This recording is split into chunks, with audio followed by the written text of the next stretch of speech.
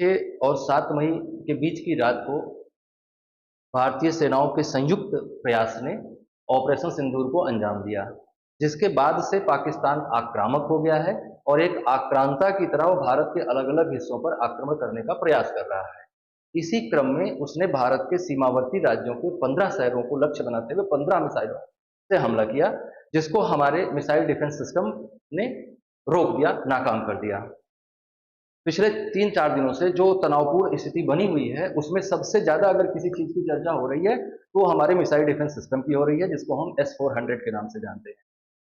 तो आज हम थोड़ा S-400 के बारे में डिटेल से इन्फॉर्मेशन इकट्ठी करते हैं कि कैसे वो काम करता है या मिसाइल डिफेंस सिस्टम कैसे काम करता है। तो सबसे पहले तो मैं आपको ये बता दूं कि मिसाइल डिफेंस सिस्टम एक ऐसा सिस्टम है जो एक तरह से आपके चारों ओर एक डोम बना देता है, और अगर कोई भी दुश्मन किसी भी तरह से हवाई हमला करने का प्रयास करता है, चाहे वो ड्रोन से कर रहा हो, चाहे वो फाइटर जेट से कर रहा हो, चाहे वो बैलिस्टिक मिसाइल छोड़ रहा हो, चाहे वो क्रूज मिसाइल छोड़ रहा हो, उसको हमारा डिफेंस सिस्टम, हमारा मिसाइल डिफेंस सिस्टम अपने आप से इंटरसेप्ट कर देता है। और इसमें कुछ भी मैनुअल नहीं होता है, सब कुछ मैकेनिकली होता है, सब कुछ इलेक्ट्रॉनिकली होता है और बड़ा स्मूथली होता है।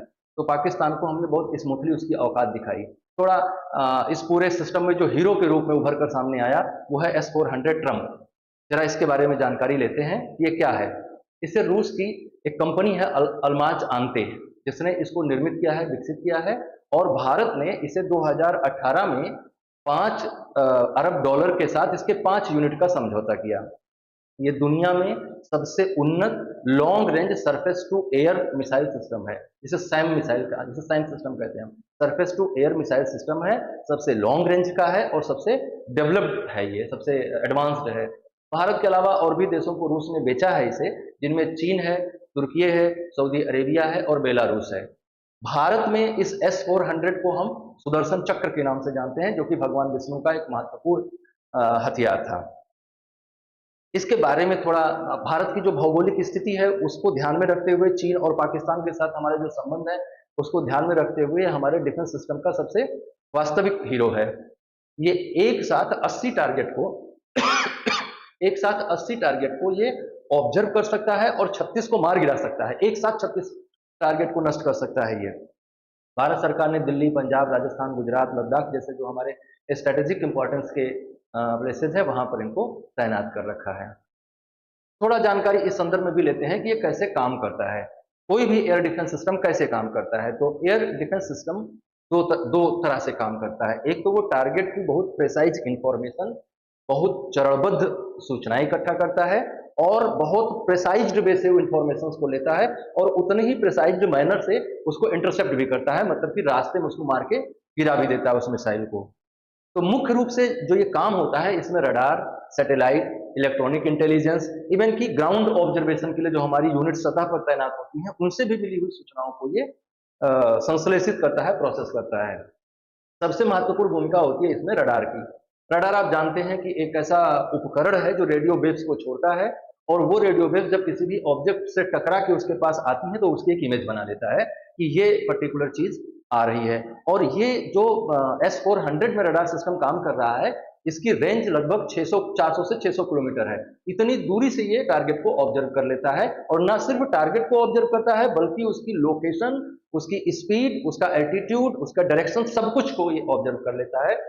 और इतने ही नहीं, वो सैटेलाइट इंटेलिजेंस को भी प्रयोग करता है। सैटेलाइट इंटेलिजेंस का मतलब कि सैटेलाइट से उस ऑब्जेक्ट के बारे में जो इंफॉर्मेशन मिल रही है, दुश्मन के मूवमेंट की जो जानकारी मिल रही है, उस इंफॉर्मेशन को भी ये लेता है और उनको भी एनालाइज करता है।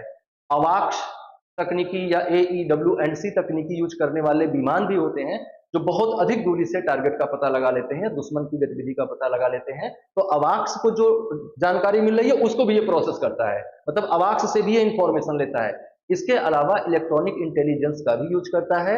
मतलब ये है कि दुश्मन जिस तरह के इलेक्ट्रॉनिक आइटम्स को यूज कर रहा होता है, उससे जो रेडिएशंस मिलते हैं उनको भी ये उनके सिग्नल्स को भी ये कैच करता है, और उससे भी पता लगाता है कि इस जगह पे कोई ऐसा ऑब्जेक्ट है जो इस तरह के इलेक्ट्रॉनिक सिग्नल्स को यूज कर रहा है। और इसके अलावा जो ग्राउंड पे, मैंने बताया कि ग्राउंड पे जो तैनात सूचना सेंटर्स होते हैं हमारे, या जो हमारे बटालियंस तैनात होती हैं, वो जिस तरह के इंफॉर्मेशन नेटवर्क को यूज करती हैं, उनके भी इंफॉर्मेशन को ये प्रयोग कर लेता है।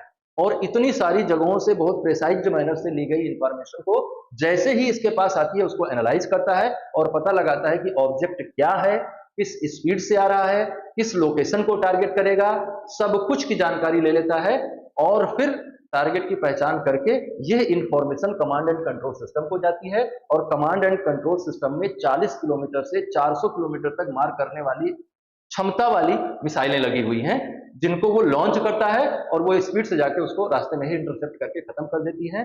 सबसे महत्वपूर्ण बात यह है कि इसमें कुछ भी मैनुअल नहीं होता है। अंत में जो मिसाइल की लॉन्चिंग की प्रक्रिया है, ये भी किसी किसी में मैनुअल होता है, कहीं कहीं सेमी मैनुअल होता है। मतलब मिसाइल लॉन्च किया जाना है कि नहीं, इसको छोड़कर कोई भी निर्णय इसमें मनुष्य नहीं लेता है, सब कुछ इलेक्ट्रॉनिक वे से होता है। तो ये जो इसको नाम दिया गया सुदर्शन चक्र, वास्तव में ये सुदर्शन चक्र ही है। बहुत पावरफुल है और भारत के लिए बहुत महत्वपूर्ण है।